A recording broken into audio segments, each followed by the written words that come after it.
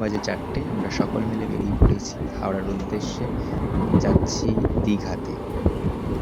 Train থেকে নেমে আমরা বাসে উঠ করলাম সকলে মিলে, যেদিকে অনেকক্ষণ আমাদের যাত্রা করতে হবে সেই উদ্দেশ্যে।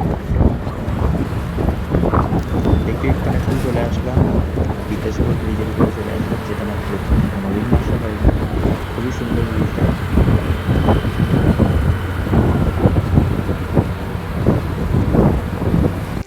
দীর্ঘ 5 ঘন্টা যাত্রা করার পর আমরা পৌঁছালাম দীঘাতে, যেটা দীঘার নতুন মন্দিরের সামনে আমাদের নামানো হয়েছে।